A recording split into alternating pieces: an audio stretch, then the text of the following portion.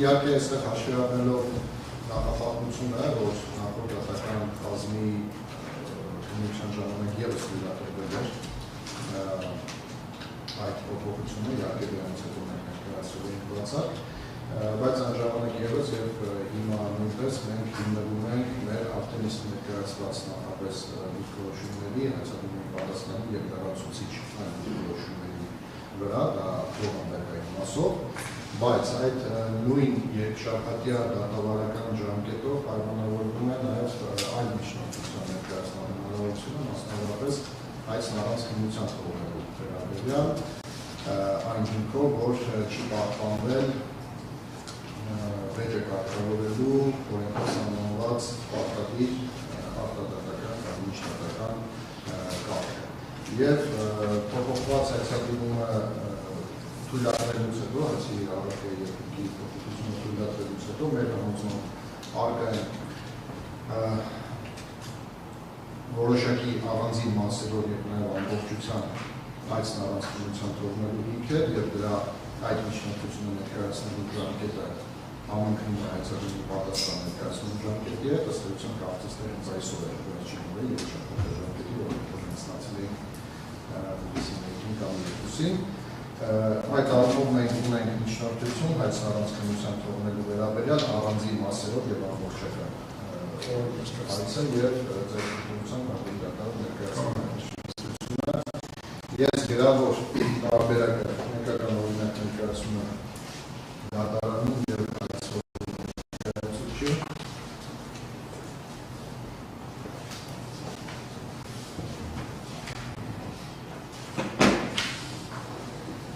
եւ բանավոր ներկայացնում միջնորդության ներկայացում։ Արգել դատարան, ինչպես նշեցի, դատարանը նախորդ որոշմամբ թույլատրել էր հայցի առարկայի հիմքի փոփոխությունը եւ այդ փոփոխությունները բավական էական էին եւ ներառում էին մասնավորապես եւ հայցի հիմքի եւ հայցի առարկայի փոփոխություններ,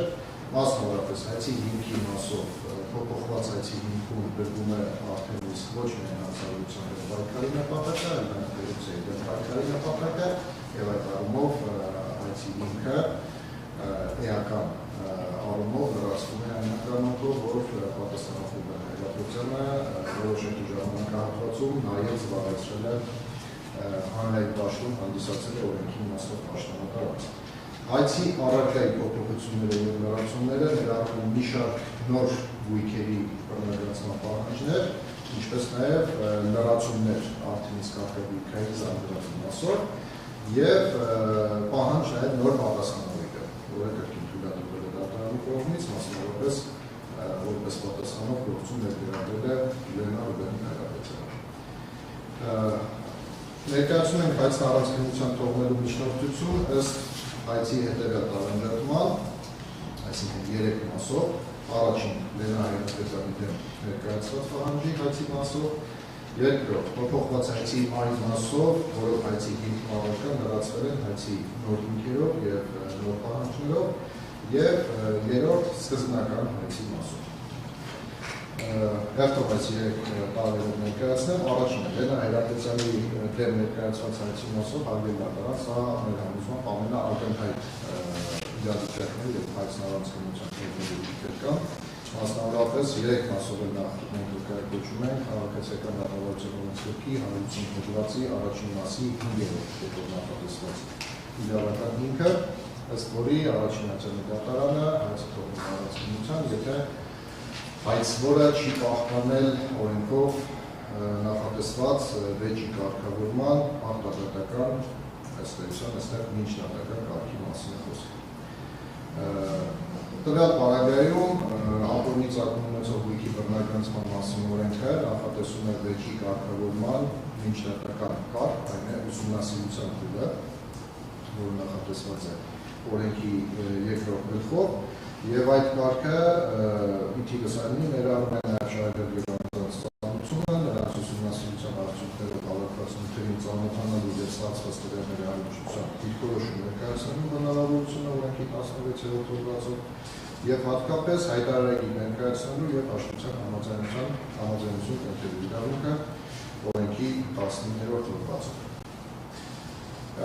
Տվյալ դեպքում հարգելի դատարան, ուսումնասիրությունը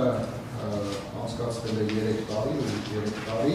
եւ ուսումնասիրության արդյունքներով եւ նախնական ամփոփագրով եւ վերջնական եզրակացությամբ Լենա Հայրապետյանը չի ներառվել հարուցվելիք հայցով պատասխանողների շրջանակներում եւ Լենա Հայրապետյանին պատկանող գույքերը չեն ներառվել որպես ապօրինի ծագում ունեցող որակված գույքային զանգվածով։ Այսինքն ավելի պարզ ասած, ուսումնասիրության ավարտից եւ հայց ներկայացնելուց ավելի քան 2 տարի անց Լենա Հայրապետյանը պարզապես իմանում է, որ իր դեմ կա ներկայացված հայց, վարույթ է ընդունվել, թույլատրվել է հայցի փոփոխությունը եւ ինքը ներկայացվել է որպես պատասխանող, բայց տվյալ դեպքում այդ հայցը ներկայացվել է առանց միջնորդական կարգի պահպանման, որովհետեւ Լենա Հայրապետյանին չեն ծանոթացել դիրքորոշում ներկայացնելու հնարավորության մասին, հայտարարի ներկայացնելու հնարավորության մասին եւ չեն կարող ծանոթացել, որովհետեւ պարզապես Լենա Հայրապետյանը չի ներառվել պատասխանողների շրջանակում եւ նրա պատկանող գույքը չի ներառվել ապօրինի որակված գույքային զանգվածով։ Այսինքն օրենքը նախատեսում է պարտադիր միջնորդական կարգ, չի կարող լինել հայց առանց ուսումնասիրության արդյունքների եւ տվյալ պարագայում Լենա Հայրապետյանի պարագայում մենք ակնհայտ ունենք այդ դեպքը։ Նրա պարագայում չի պահպանվել, այսինքն ներկայացված հայցը իր մասով, պահանջի իր մասով չի բավարարում օրենքով նախատեսված միջնորդական կարգը ապահովված լինելու պահանջը եւ ըստ այդմ ներկայացրել քննության։ Սա առաջին հատվածը եւ այս մասով խնդրում ենք Լենա Հայրապետյանի դեմ ներկայացված հայցը թողնել առանց քննության։ Երկրորդ հատվածը արդեն փոփոխված հայցի մնացած մասին է վերաբերում, հայցի նոր հիմքեր եւ նոր հայցապահանջներ։ Ես արդեն նշեցի որոնք են նոր հիմքերը եւ նոր հայցապահանջները գրավոր տեքստում շարադրված են, հարգելի դատարան, դրանք բավականին ծավալուն են, անվանական կարիք չկա թվարկելու բանավոր խոսքում, խոսքը այստեղ նոր գույքերի կամ գույքային զանգվածի ավելացումների մասին, այսինքն բացի նոր պատասխանողից, Լենա Հայրապետյանից մնացած արդեն իսկ արկա պատասխանողների մասով մենք ունենք հայցի նոր հիմք եւ հայցի ավելացված առարկա։ Այս մասով կրկին արկա է կանոնացիական դատավարությունը օրենսգրքի հարցում հաղորդի առաջին մասի 5-րդ կետով նախատեսված հիմքը, ինչու՞, որովհետեւ կոռուպցիայի դեմ պայքարի նպատակով չի իրականացվել ուսումնասիրություն, այսինքն հայցի այդ նոր հիմքով ուսումնասիրություն չի իրականացվել եւ ավելացված գույքային նյութերը, ավելացված գույքային զանգվածը ուսումնասիրության արդյունքներով չեն համարվել ապօրինի ծագում ունեցող գույք։ Այսինքն այդ մասով եւ հիմքի եւ ավելային լրացված առարկայի մասով կրկին մենք ունենք իրավիճակ, երբ չի պահպանվել պարտադիր նախադատական միջնորդական կարգ, այսինքն այդ հիմքի մասով եւ այդ գույքերի մասով ուսումնասիրություն չի իրականացվել, կամ ուսումնասիրության արդյունքներով այդ գույքերը չեն համարվել բռնականության ենթակա որպես ապօրինի ծագում ունեցող գույք։ Ուստի այդ մասով եւս խնդրում ենք նույն իրավական հիմքով հայցը թողնել առանց քննության։ Եվ երրորդ հատվածը արգելդատան վերաբերում է սկզբնական հայցին եւ այս առումով ես նշեմ, որ մենք դեռևս դատավարության ամենասկզբնական փուլում 2023 թվականի նոյեմբերի 6-ին եւ 8-ին 4 պատասխանողների անունից արդեն իսկ միջնորդություն ներկայացնել են հենց այդ հիմքով հայցը առանց քննության թողնելու վերաբերյալ, բայց այդ միջնորդությունները այդպես չեն քննարկվել նախորդ դատական կազմի կողմից։ Սա նաև նշում եմ այն առումով, որպեսզի տպավորություն չստեղծվի, որ այդ մասով մենք խախտում ենք դատավարական ժամկետը, որովհետև սկզբնական հայցի մասով հայցադիմի պատասխան ներկայացնելու ժամկետի ընթացքում մենք այդ միջնորդությունները ներկայացրած արդեն իսկ եղել ենք եւ պարզապես ըստ էության կրկնել են միջնորդության հիմքերը այստեղ արդեն խոսքը նրա մասին է որ օրենքի 18-րդ հոդվածի 4-րդ մասի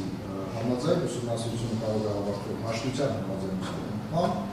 որը պետք է համապատասխանի սուվերենով նախատեսված պահանջների։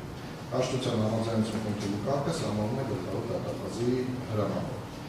Հաջորդ հոդվածը 19-րդ հոդվածը ավելի մանրամասն սահմանում է ուսումնասիրությունը հաշտության համաձայնությամբ ավարտելու ընթացակարգը, մասնավորապես ապօրինի ծագում ունեցող գույքի բռնագծման վարույթը կարող է ավարտվել հաշտության համաձայնությամբ, եթե անձը, որին պատկանում է ապօրինի ծագում ունեցող գույքը, ներկայացնում է սույն օրենքով նախատեսված հայտարարել։ Եվ օրենքի 16-րդ հոդվածը արդեն ուսումնասիրության ավարտական փուլում կարգավորում է շահագրգիռ անձանց ծանուցման կարգը, որը պարտավորեցնում է իրավասու մարմնին դատախազությանը շահագրգիռ անձանց ծանուցել ուսումնասիրության նախնական արդյունքների, դիրքորոշում ներկայացնելու հնարավորության, հայտարարագիր ներկայացնելու հնարավորության վերաբերել եւ այդ ծանուցման արդյունքում, երբ շահագրգիռ անձանց ծանոթանում են գործընկերներին, կարող է արդեն ծագել ուսումնասիրությունը հաշտությամբ ավարտելու նախաձեռնությունը, որը կարող է բխել երկու կողմից է, եւ իրավասու մարմնի կողմից եւ շահագրգիռ անձանց կողմից։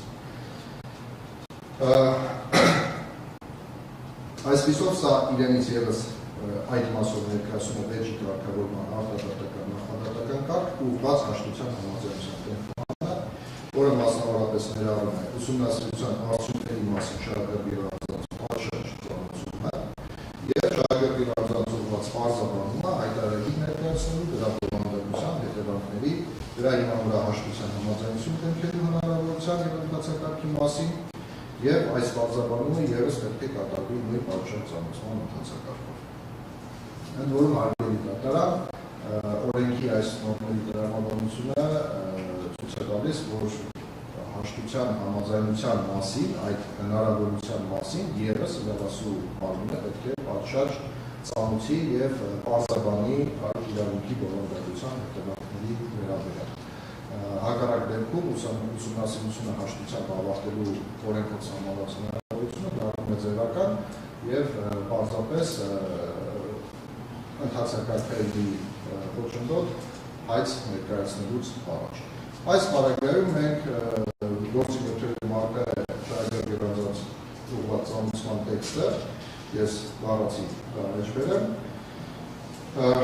Դուք իրավունք ունեք սույն ծանոթակիրը ստանալու պահից մեկ ամսվա ընթացքում ներկայանալ գլխավոր դատախազության ապօրինի ծագում ունեցող գույքի բռնագծման գործերով վարչություն, ծանոթանալու գործի նյութերին, ներկայացնելու դիրքորոշում, ինչպես նաև հայտարարագիր։ Այստեղ որևէ խոսք չկա հաշտության ուսումնասիրությունը ավարտելու հնարավորության մասին, դրա կարգի մասին, իրավունքների պարզաբանման մասին եւ սա վկայում է նրա մասին, որ իրավասու մարմնի մտադրությունը ակնհայտորեն արդեն իսկ այդ փուլում ուղղված է եղել բացառապես ապօրինի գույքի բռնագծման հայց ներկայացնելու, շրջանցելով հաշտության համաձայնություն կնքելու հնարավորություն։ Այստեղ խոսքը նրա մասին չէ, որ այդ հնարավորությունը պատշաճ պարզաբանվելու դեպքում շահագրգիռ անձին անպայմանորեն կգրկեին հաշտության համաձայնություն, պարզապես դա կլիներ բանակցությունների հնարավորություն եւ անկախ այդ հնարավորությունը օգտագործելուց իրավասու մարմինը պարտավոր է պատշաճ պարզաբանել եւ ծանոթել այդ հնարավորության մասին։ Ասվածի լույսի ներքո կարող ենք պնդել, որ նաև սկզբնական հայցի մասով բովանդակային առումով իրավասու մարմնի կողմից չի պահպանվել վեճի լուծման, վեճի կարգավորման արտադատական միջդատական ընթացակարգը, մասնավորապես հաշտության համաձայնություն կնքելու եւ դրա հնարավորության մասով։ Ուստի խնդրում ենք նաև սկզբնական հայցը այդ հիմքով թողնել առանցքայնության։ Շնորհակալություն։ Հասցնում արտադրական Հարկի դատարանի ստեղծության կողմի ներկայացրածի վերաբերյալ մենք այն հարցերը, որը բացացեց որպես արտադրական գաղտնիք մատկանված լինելու հետապար որպես այդպիսի դիրքորոշում ևս այդ հիմքով առանցքայնության թողնելու նշենք, որ սրա հետ կապված մենք ունենք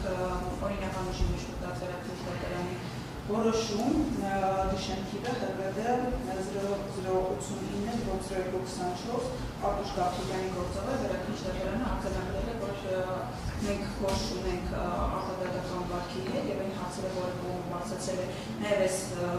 միջնորդության շրջանակում այս հարցերի նախորդությամբ անդրադարձել է վերաքննիչ դատարանը եւ վերաքննիչ դատարանը ինձ արձանագրել է, որ սա արտադատական կարգ չէ եւ ըստ այդմ այստեղ որոշակի դիրքորոշումներ արտահայտել վերաքննիչ դատարանը, նշել է, որ օրենքի 16-ից 18-րդ